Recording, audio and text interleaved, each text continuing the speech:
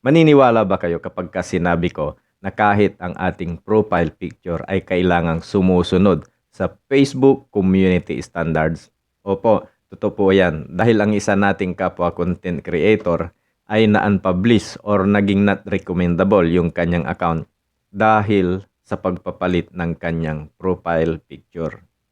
Ngunit bago tayo natin ipagpatuloy kung ano ba yung dahilan at profile picture ay naging not recommendable yung kanyang account, ay ibahagi mo muna tong video na ito para naman po yung mga baguhan or yung hindi pa nakakaalam sa community standards na ito ay malaman nila at maiwasang gawin. Ganun po yung nangyari dito sa ating kapwa content creator. Kung siguro naman po ay nakikita nyo na yung nauuso ngayon, yung AI generated na image. Okay? Nauuso to ngayon tulad ng mga lumipas na mga apps na pagka ginamit mo ay nagkakaroon ka ng unoriginal na content. Ganon din po yung AI generated image na ito.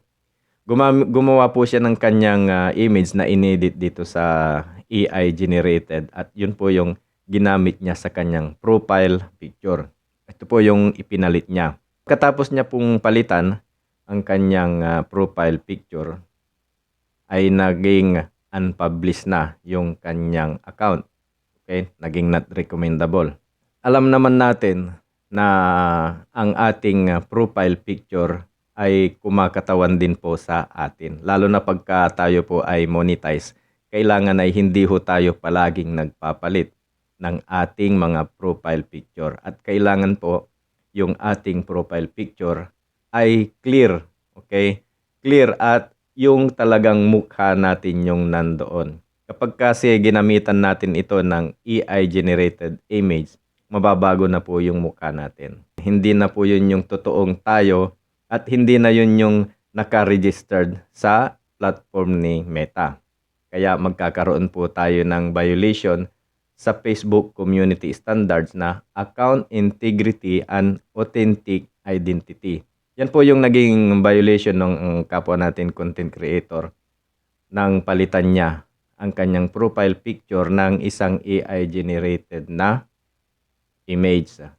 Okay? Dito po kasi sa Account Integrity and Authentic Identity, nakalagay dito na we do not allow the use of our services and will restrict or disable accounts or other entities such pages, groups, and events if you, ayan, ito po yung nalabag niya, using stock imagery or stolen photos. Stock imagery po ang kinalabasan ng kanyang ginamit na profile picture dahil ito po ay inedit sa AI application. Yun pong naging dahilan kaya na-unpublish at naging not recommendable yung kanyang account. Ngayon naman po ay okay na dahil nung nalaman niya na yun ay bawal, dinilit niya kaagad at pinalitan niya kaagad yung kanyang profile picture. Kaya po naibalik na yung kanyang account. Tulad din po nung nangyari sa akin. Okay? So muli po, sana po ay may natutunan muli kayo sa video ito at pinapaalala ko na lagi nating sundin yung community standards ni Meta.